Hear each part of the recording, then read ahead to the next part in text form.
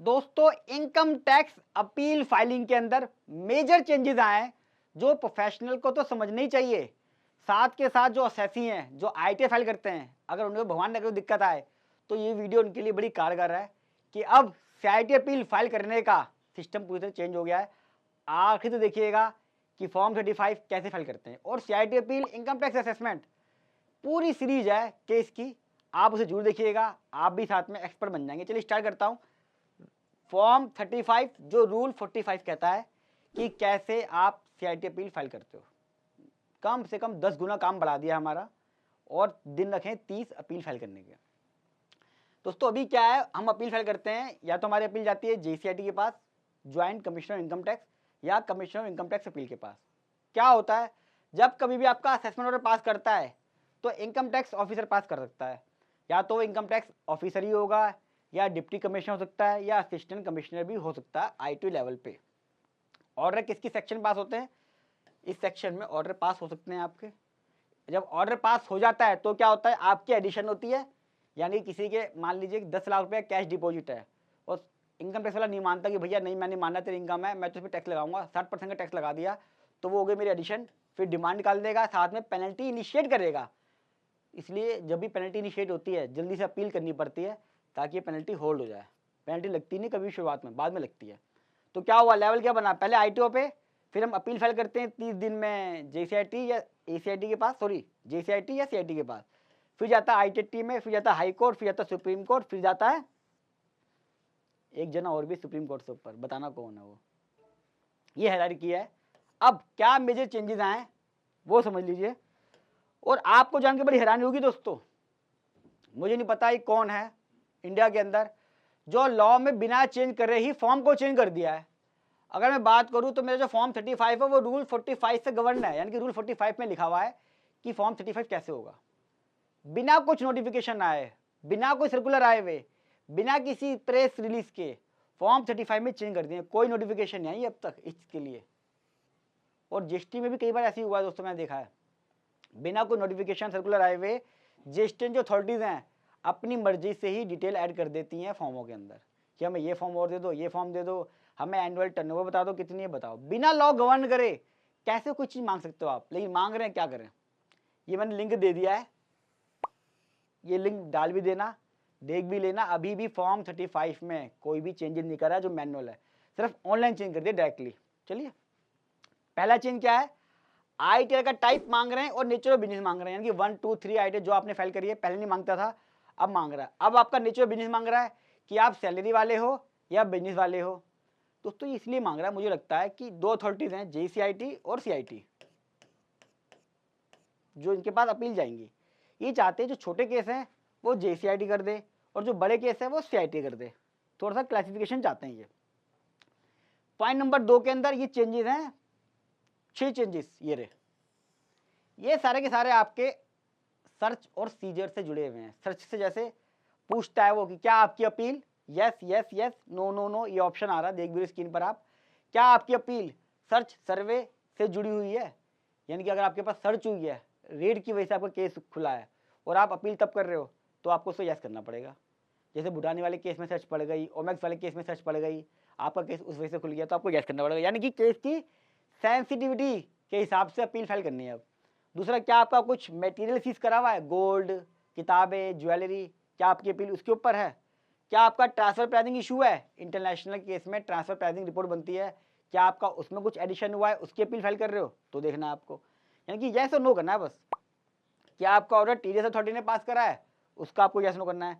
क्या आपका जो जुडिक्शन है वो सेंटर सर्कल है, जब कभी भी रेड पड़ती है, सर्च पड़ते किसी पे, उस पूरे ग्रुप का केस सेंट्रलाइज हो जाता है सेंट्रल सर्कल में, उसे बोलते हैं सेंट्रल सर्कल। यानी कि मान लीजिए अगर सचिन पे रेड पड़ गई तो मेरी जितनी भी कंपनियां हैं, मेरे फैमिली मेंबर हैं, सबका पैन नंबर ट्रांसफर हो जाएगा झंडे वलान में दिल्ली के, जहाँ पे सेंट्रल सर्कल है। एक गुड़गांव में बना हुआ है, कुछ स्पेसिफिक जगह पे बने हुए हैं। तो क्या होता है दोस्तों, एक ही ऑफिसर पूरे ग्रुप का केस करता है, अलग अलग जगह पे नहीं होता। तो उसे क्या बोलते हैं, केस को सेंट्रलाइज करना, पैन ट्रांसफर होते हैं बकायदा। तो आपका केस अगर ऐसा है तो आपको ध्यान रखना पड़ेगा, ऑर्डर पे भी लिखा होगा, आपका पैन नंबर पे भी लिखा होगा जब जाओगे प्रोफाइल में। अगर इंटरनेशनल टैक्सेशन का मैटर है तो आपको यस नो करना पड़ेगा ताकि अथॉरिटीज यानी कि मुझे लगता है कि जब आप इस पर क्लिक कर दोगे नो पे, तो जो कमिश्नर की एक्सपर्टाइज होगी इंटरनेशनल टैक्सेशन में, उसी को हैंडल करेगा, सबके पास नहीं जाएगा। अभी हो सकता है उन्होंने कभी इंटरनेशनल टैक्सेशन पढ़ा ही ना हो और उसके बाद अपील जारी है, तो क्या होगा, कैसे केस हो जाएगा, है ना, समझ सकते हो आप। तीसरा चेंजेस खतरनाक फाड़ हुई है, जो ग्राउंड्स ऑफ अपील और स्टेटमेंट ऑफ फैक्ट दोस्तों, अभी तुम क्या करते थे, लिख दिए और अटैच कर दिए, साथ में काम चल जाता था बॉक्स के अंदर। अब आपको सबके सेक्शन वाइज लिखने पड़ेंगे, साथ में अमाउंट लिखना पड़ेगा। एग्जाम्पल, अगर आपका एक कैश डिपॉजिट का अंडर सेक्शन 68 में एडिशन हुआ है और मान लीजिए वो कैश डिपॉजिट आपका 10 लाख था, तो पहले आप सिंपल लिखते थे कि एओ ने गलती कर दी है, 68 में एडिशन कर दिया, 10 लाख रुपए गलत है। अब आपको हर एक सेक्शन लिखना पड़ेगा, उसके आगे अमाउंट लिखना पड़ेगा। हो सकता है आपका 68 के साथ साथ 80C में एडिशन हो 1.5 लाख का, वो आपको अलग लिखना पड़ेगा। अलग अलग पहले दे दिए। एक चेंजेस, क्या एक सिमिलर ग्राउंड पहले भी रेज करा गया है? कई केसेस में ऐसा देखा गया, पिछले साल बोगस परचेज का एडिशन था, अगले साल फिर से क्योंकि सिमिलर मैटर का था तो बोगस परचेज का केस फिर से खुल गया, फिर से असेसमेंट हो गया, फिर से डिमांड कर गई, फिर से अपील फाइल कर रहे हो। तो पूछ रहा है कि यस नो बता दीजिए, ताकि एक सिमिलर डिसीजन रखा जा सके। पहले क्या होता था, मेरी एक अपील गई किसी और के पास, एक अपील गई किसी और के पास, वहां से मेरे को निगेटिव ऑर्डर आ गया सीआईटी अपील का, बाद वाली सीआईटी अपील ने मुझे पॉजिटिव ऑर्डर दे दिया। अब आईटीटी में मैं क्या कह रहा हूँ, जो हायर अथॉरिटी है, कि देखो जी आपके इनकम टैक्स डिपार्टमेंट ने मेरी बोगस परचेज को सही कहा है 1 साल के अंदर और 1 साल में गलत कहा है, तो दो डिफरेंट व्यू कैसे हैं, आप मुझे बेनिफिट दो। आईटीटी ने बोला सही बात है भाई, same party same case same fact, कैसे निगेटिव हो सकता है, 1 साल का ऑर्डर 1 साल का पॉजिटिव दे दिया। अभी ध्यान रखेंगे, बदमाशी करके थोड़ी सी, ये फंसने वाला मामला है। Same current status of such earlier appeal, जो पहले अपील फाइल करी उसका स्टेटस क्या है, क्या ऑर्डर पॉजिटिव रहा, निगेटिव रहा, क्या रहा उसके अंदर, ये भी लिखना है। 200 कैरेक्टर लिखने बहुत जरूरी है आपको, साथ में पूरा का पूरा पीडीएफ स्टेटमेंट फैक्ट का ग्राउंड का अपील करना, अपलोड करना पड़ेगा। सोचिए, लिखवा भी रहे हैं, ऐड भी करवा रहे हैं, सेक्शन बाय सेक्शन लिखवा रहे हैं, अमाउंट लिखवा रहे हैं, साथ में कह रहे हैं पीडीएफ भी अटैच कर दो। चलिए करेंगे, काम कितना बढ़ता है सोच लीजिए आप। चौथा, ग्राउंड से अपील के अंदर दोस्तों अब जो डॉक्यूमेंट्स हैं वो आपको सेक्शन वाइज अपलोड करने पड़ेंगे, इकट्ठे नहीं। बहुत बड़ी मुसीबत है ये। अपील के लिए आपको सिर्फ 30 दिन मिलते हैं, 30 दिन, सिर्फ 30 दिन, जिसमें अपील फाइल हो जाए, बहुत बड़ी बात है। और कौन सा 30 दिन के अंदर हमारे पास आया था कोई बंदा, मेरे पास तो हमेशा लेट ही आते हैं, ढूंढ ढांड के बहुत टाइम लग जाता है, जब 2 दिन बचते तब आते हैं।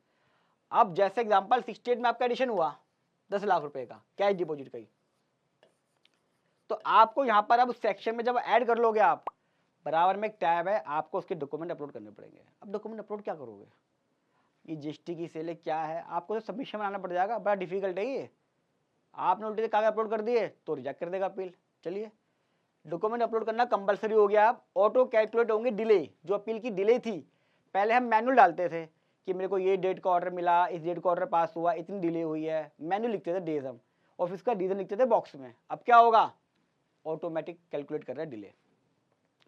कंडोनेशन और जो एफिडेविट है वो आपको साथ में लगाना पड़ेगा। मैं भी क्या करता था शुरुआत में, कई बार डिले होती थी या रूल 46A की एप्लीकेशन होती थी, वो मैं लिखता था कि मैं सबमिशन के टाइम पे दे दूंगा।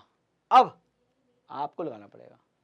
काम तो बढ़ गया, 5 गुना लिखा है मैंने, मेरे हिसाब से तो कम से कम 20 गुना काम बढ़ गया है सीआईटीपी लेवल पे, जबकि फॉर्म 36 जो आईटीटी पे जाता है कोई भी चेंजेस नहीं है उसके अंदर। सोचिए, सीआईटीपी लोअर अथॉरिटी आपने इतना चेंजेस कर दिया और आईटीटी में चेंजेस ही नहीं करा, पर नहीं क्यों। 30 दिन से कम मेरे हिसाब से ये 60 दिन होने चाहिए दोस्तों। जब आप इतना काम बढ़ा रहे हो तो आपको 60 दिन बढ़ाने चाहिए। और मेरा एक रिक्वेस्ट हो रहा है इनकम टैक्स वालों से हाथ जोड़ के, कि सिर्फ इन बेसिस पे कि डिले हो गई अपील, आपने पहले रिप्लाई नहीं दे रहा करा, ये नहीं करा वो नहीं करा, इसके अलावा अगर वो ये देखे कि कहीं टैक्स की चोरी तो नहीं हुई है, टैक्स की चोरी पे फोकस करेंगे और जेन्युइन टैक्स पेयर की हेल्प करेंगे, जिसके लिए उनको अपॉइंट करा गया है। इनकम टैक्स जरूर सैलरी दे रहा है, लेकिन इसलिए दे नहीं रहा कि आप कलेक्शन करें उल्टी सीधी, इसलिए कर रहा है कि सही से टैक्स पेयर के लिए सही टैक्स कैलकुलेट करें और उसकी रिकवरी करें, जहां बनता है वहां लें, पर उल्टी सी चीजों पे अपीलों को रिजेक्ट ना करें। मेरा एक केस था पेनल्टी का और असेसमेंट का, दोनों केस इकट्ठे डाले थे मैंने, लेट थी अपीलें। सिर्फ फॉर्म 35 मैंने अपलोड करा था, उसमें लिख भी दिया डिले का रीज़न क्या था और मेरे पास ऑर्डर आ गया। दोनों ऑर्डर रिजेक्ट कर दिए मेरे, अपील रिजेक्ट कर दी सीआईटी अपील ने। मोटी डिमांड थी 50 लाख के आसपास। उस पर उसने ये लिख दिया कि अपील लेट फाइल हुई है, ये रीज़न मैं नहीं मानता। टैक्स पेयर को अपना ध्यान रखना था, टाइम पे फाइल करना था। सोचिए क्या फ़र्क पड़ता अगर वो अलाउ कर देता और जेन्युइन रीज़न चेक कर लेते, या मुझे शोकॉज भेज देता कि भैया मैं आपकी अपील रिजेक्ट कर रहा हूँ, आपने कुछ कहना तो बता दो। बिना शोकॉज नोटिस के अपील रिजेक्ट कर दी। उसका रीज़न समझ लीजिए क्या है। 400 अपीलें पेंडिंग पड़ी हुई हैं सीआईटी अपील के पास। क्या करे बेचारे, परेशान है वो भी। वो क्या कर रहे हैं, ख़त्म करो कैसे भी। अब क्या ध्यान रखना है ये चीज़ समझ लीजिए दोस्तों, जो मैं बना रहा हूँ। जैसे आपके पास ऑर्डर आ जाए, तुरंत एक दिन वेस्ट करें, अपने सीए से कॉन्टैक्ट कर लें अपील के लिए, क्योंकि टाइम लगेगा। सारे रिप्लाई जरूर फाइल करें एओ लेवल पे असेसमेंट में, ताकि कोई एडिशनल डॉक्यूमेंट मुझे सीआईटी अपील पे फाइल ना करना पड़े। सब्जेक्ट टू, कई बार दिमाग लगाना होता है कि मैं एओ को पेपर दूँ या ना दूँ, कोई उसका निगेटिव इफेक्ट तो नहीं है। इसका मतलब ये नहीं कि सारे पेपर एओ को देते चले जाओ। फॉर्म 2 जरूर भर के दिखाऊंगा मैं, फॉर्म 35 जरूर भर के दिखाऊंगा आपको मैं पार्ट 2 वीडियो में, तो उसके लिए मेरे साथ जुड़े रहें। वीडियो कैसी लगी कमेंट बॉक्स में जो बताइएगा। अच्छे की तो लाइक कीजिएगा, फर्स्ट टाइम आ रहे हैं सब्सक्राइब कर लें, क्योंकि income tax assessment, CIT appeal, 148 notice, 143(2) बहुत सारे असेसमेंट को लेके मेरा चैनल इकलौता है जहाँ पर मैं ये वीडियो अपलोड करता रहता हूँ, प्रैक्टिकल में आपको सिखाता हूँ। तो जितना हो सके सब्सक्राइब करने के साथ साथ इस वीडियो को ज़्यादा से ज़्यादा शेयर करें प्रोफेशनल के पास, ताकि उन लोगों को इसके बारे में इंफॉर्मेशन मिलती रहे और वो अपडेट रहे कि अपील टाइम पे फाइल करनी है, ताकि अपील इसकी रिजेक्ट ना हो। मिलूंगा अगली वीडियो में, तब तक नमस्कार।